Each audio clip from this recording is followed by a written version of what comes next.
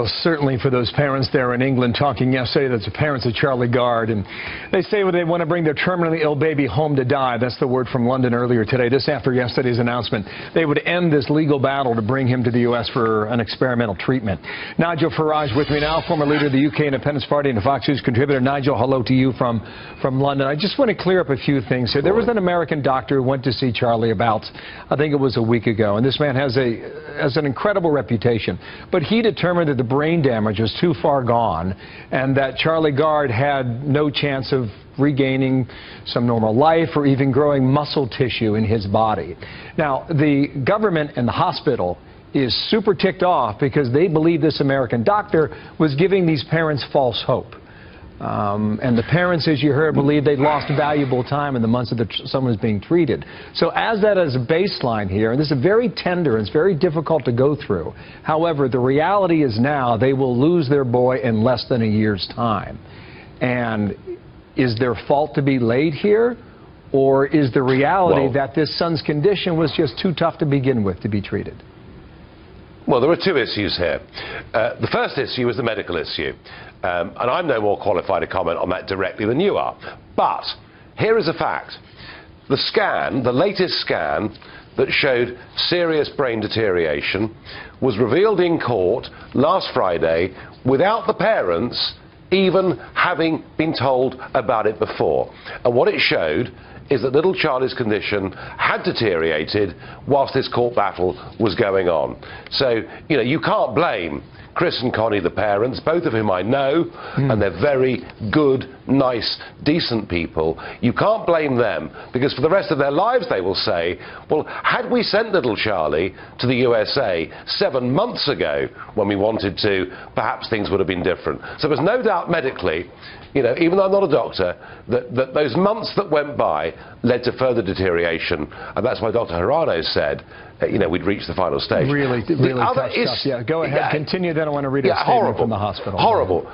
But here's a bigger question, a far bigger question, even than poor little Charlie Gard, who won't make his first birthday, even bigger than the pain of those parents, who, as I say, I know, and they're lovely people. The state in this country said, you are not allowed to take your child to the USA to try this revolutionary treatment that may or may not work. The state, surely the parents should decide the ultimate fate of their child, parents of sound mind, and not the state. And even today, even when we've passed the last moment, the hospital and the state are saying to these poor parents, oh, no, no, Charlie can't die at home, he'll have to die in our hospital. So this raises some very big libertarian questions about the rights of parents against the state. So and frankly, I have to tell you, I am disgusted at the way these parents have been treated. So the judge said that it's absurd to think that Charlie was a prisoner of the National Health Service. Is it absurd to think that way or not? No, it is not. Absolutely, it is not. From every moment, from 7 months ago, when they wanted to send their little boy to America for a new revolutionary treatment, and let's face it, medical science moves at different speeds in different parts of the world, and we had President Trump wishing little Charlie well, we had the Pope wishing little Charlie well, and the establishment, the medical and political establishment and judicial establishment in Britain closed ranks and said he can't go to America, and even today they're told they're not allowed to take their little dying boy home to be with them. And I think the judge is wrong on this, I really do. We heard another comment from the Lords. It's wicked to give the parents the idea that early treatment would have helped.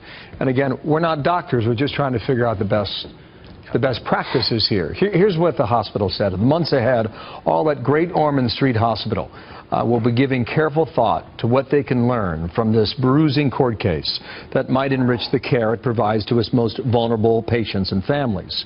It is hoped that those who, like the professor, have provided the opinions that have so sustained Charlie's parents, their hopes, and thus the protracted litigation with its many consequences will also find much upon which to reflect.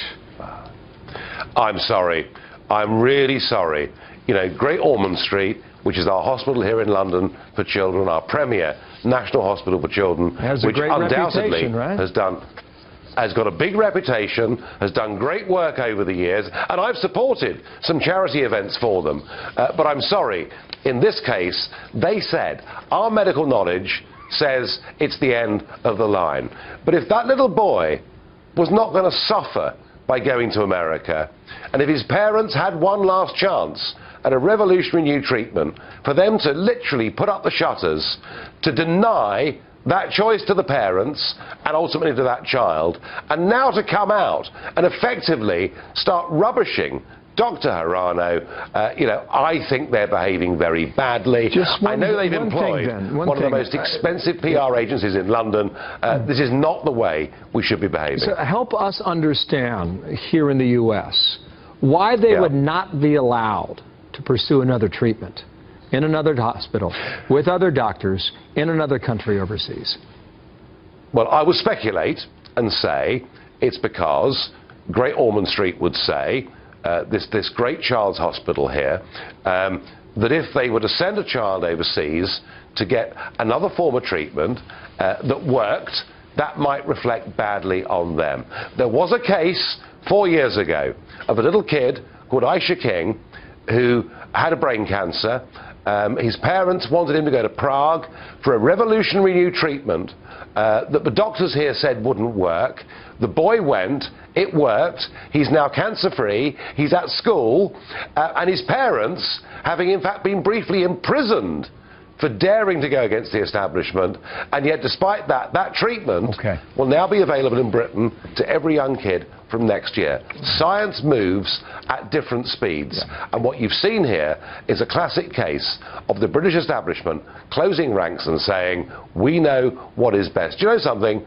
Doctors at any level don't always know what is best, and America is hardly a third world country, and little Charlie should have gone there. And the saddest thing of all in this is that Chris and Connie, to their graves, will never know what might have happened. However unrealistic that may be, they'll never know what might have happened to little Charlie had he gone to Dr. Hirano 7 months ago. And my heart weeps for them. Nigel Farage, thank you for your time. I'm out of time for now. We'll speak again. Thanks. Big Man Tyrone here.